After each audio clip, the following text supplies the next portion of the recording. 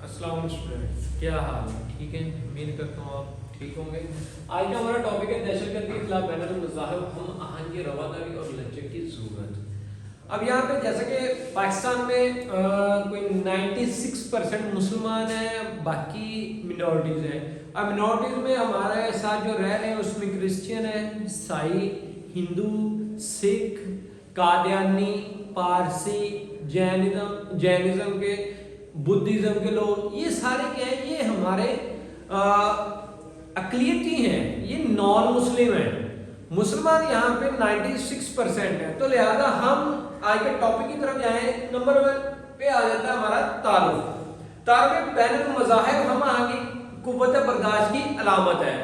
اگر آپ کی بک پہ دیکھا جائے تو بک کے مطابق کہ جو ہمارے روز بروز بڑھتے ہوئے سیاسی، معاشی، عدم اطمینان کے حالات اور مختلف مذاہب کے درمیان ماننے والوں کے مابین پرامن بقائے باہمی امن اور خوشحالی کے لیے ایک آگے بڑھنے کا ایک راستہ ہے۔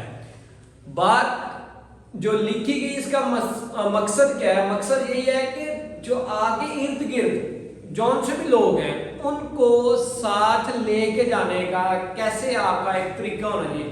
وہ ان کا کون سا سیکٹ ہے، کون سا مذہب ہے، ہمارے لیے وہ امپورٹنٹ نہیں ہے۔ تو اس کے بعد جو نیکسٹ آ جاتا ہے جو تمام ادیان کا بنیادی جو درس ہے، تمام ادیان نے دہشت گردی اور شدت پسند تعصبات کے خاتمے کا درس دیا ہے۔ چاہے مسلمان ہیں، مسلمانوں کے لیے الحمدللہ، ہمارے لیے تو یہ نبی کریم صلی اللہ علیہ وسلم کی حدیث مبارکہ اور بہت بڑی حدیث ہے جس نے ایک مسلمان کی جان، جس نے ایک انسان کی جان بچائی، گویا اس نے ساری انسانیت کو بچایا ہے۔ کسی نے ایک ناحق کو قتل کیا، گویا اس نے ساری انسانیت کا قتل کیا۔ اور یہ انسانیت کی بات ہے، نہ یہ مذہب کی بات نہیں۔ تو لہذا ہمارے قرآن مجید آخری جو کتاب ہے اللہ تعالیٰ کی طرف سے آسمان سے زمین پر بھیجی گئی، کہ جس میں ہم لکھا ہوا ہے کہ سورۃ الکافرون کی آخری آیات لکم دینکم ولی دین، تمہارا دین تمہارے لیے، ہمارا دین ہمارے لیے۔ تو علماء نے تفسیر میں آئی تھی اس کے بارے میں لکھا ہوا ہے کہ جو لوگ ہیں، ٹھیک ہے، کہ ان کو آپ مورلی اپریشیٹ کریں۔ مورلی کیسے کہ ہم بہت سارے ہمارے جو جتنے بھی یہاں پہ بزرگان دین ہیں، انہوں نے کسی کو زبردستی اسلام قبول نہیں کروایا، انہوں نے کردار ایسا رکھا، لوگ دیکھ کے مسلمان ہو گئے۔ تو لہذا یہ صرف ایک میں مسلمان ہونے کی حیثیت سے آپ کو بتا رہا ہوں کہ ہمارا کردار کیا ہونا چاہیے۔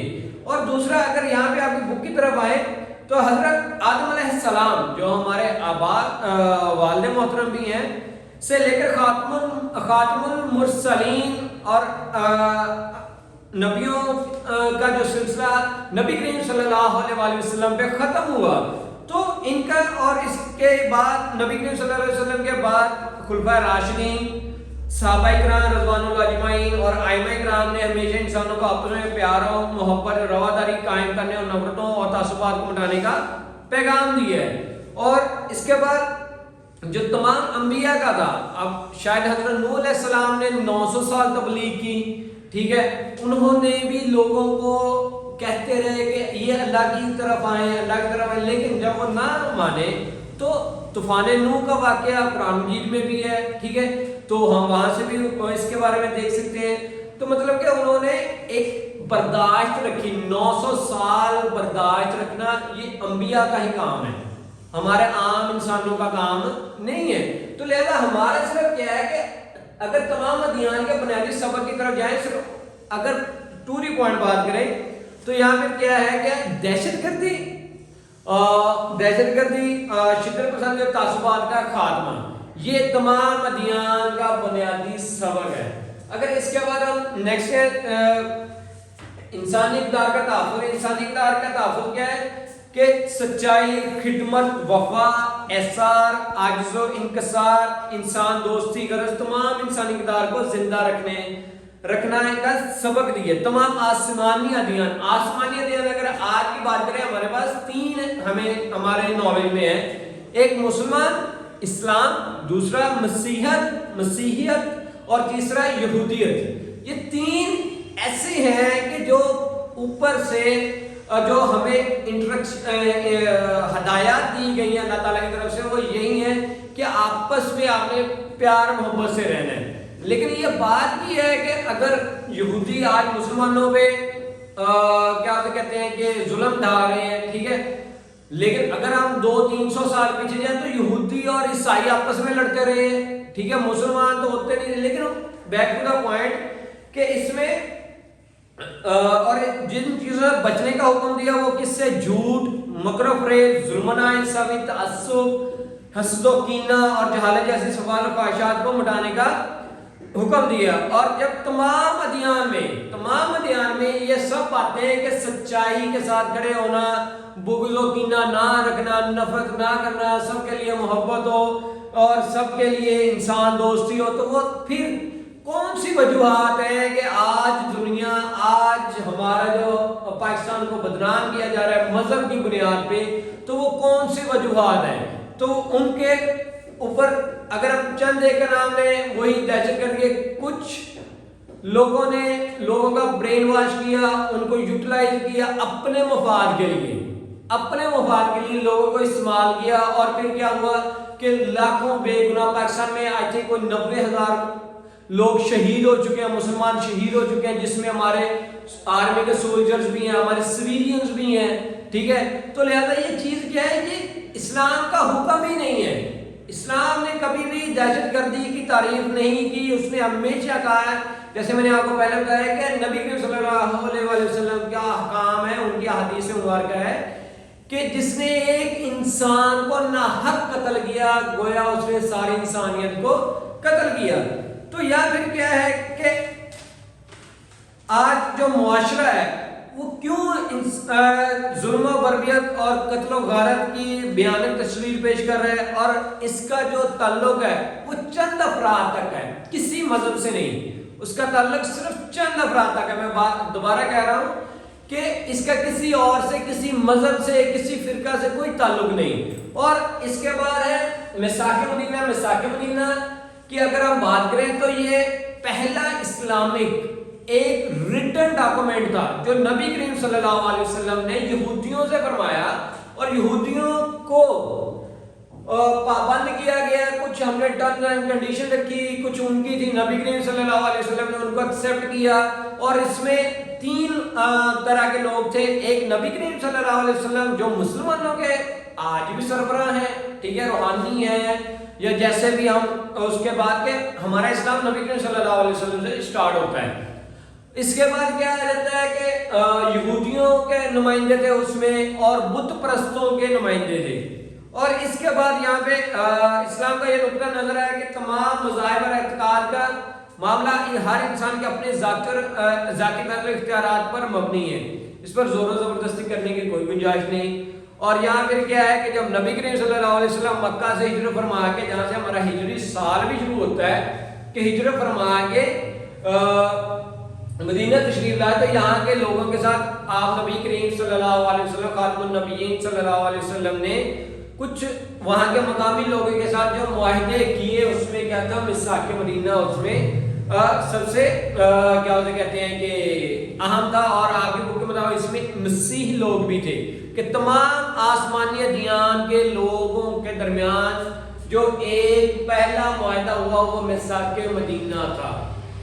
اس کے بعد اب حکومتی اقدامات کیا ہے کہ حکومت نے ہماری جو کابینہ ہوتی ہے, چاہے صوبائی ہو یا صوبائی وزراء ہو یا ہمارے وفاقی وزراء ہو, اس میں کیا ہوتا ہے کہ ایک ہم اقلیتی بندے کو اپنا وزیر بناتے ہیں. کیوں؟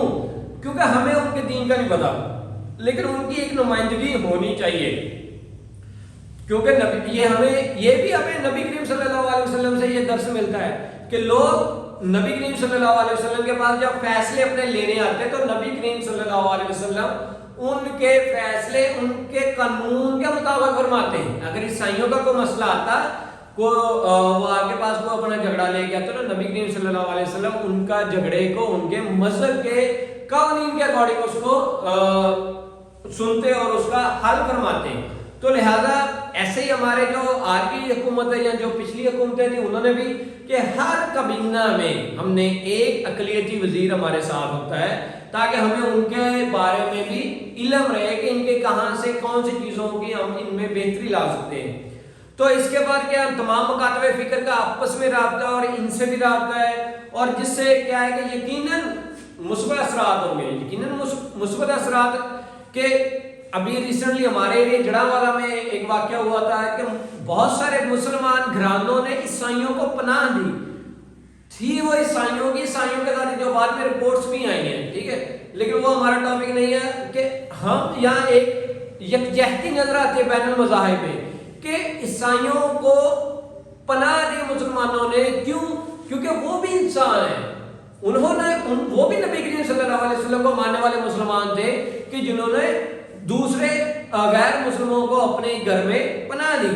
تو لہذا جب ایسا کارواں بنے گا, لوگ ایک دوسرے کے ساتھ محبت اور امن و سلامتی کے ساتھ رہنا پسند کریں گے, ایک دوسرے کو برداشت کریں, تو کوئی مذائقہ نہیں کہ ہمارا ملک بہت جلد ترقی یافتہ ممالک کی فہرست میں آ جائے گا.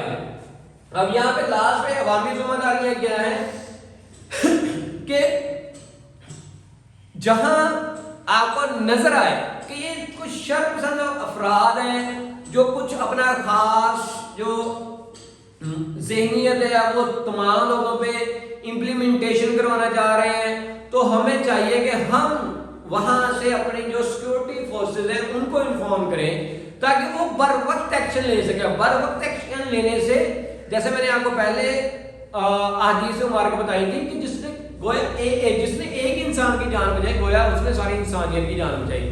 تو ہو سکتا ہے ہماری ایک ہلکی تھوڑی سی کوشش سے بہت سارے لوگوں کی جان بچ جائے اور ہم اپنی آخرت میں ایک اچھے اعمال لے کے نبی کریم صلی اللہ علیہ وسلم اور اللہ تعالیٰ کے حضور پیش ہو اور ہمارا نامہ اعمال میں یہ چیز لکھی ہو کہ ان کی وجہ سے اتنے لوگوں کی جان بچی.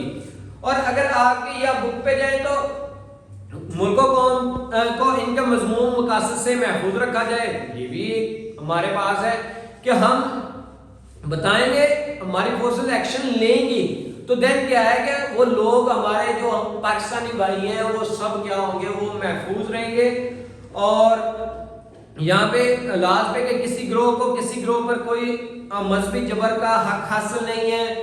اور جب ہم سب مل کے اسلام کا رنگ اوڑھیں گے, پاکستان کا رنگ اوڑھیں گے, تو کوئی مذائقہ نہیں, کوئی اس میں دو معنی بات نہیں کہ ہم بہت جلد ایک سیویلائزڈ جو بہت زیادہ اسلام کا بیسک ہے سیویلائزیشن کے اوپر کے اخلاق کے اوپر, ٹھیک ہے, تو ہم وہ اخلاقی طور پہ بہت اوپر آئیں گے اور دنیا ہمیں ہماری پیروی کرے گی, ہم سے دنیا سیکھے گی. ٹھیک ہے بیٹا جی, آج کا ہمارا لیکچر وائنڈ اپ ہوتا ہے. تھینک یو, اللہ حافظ.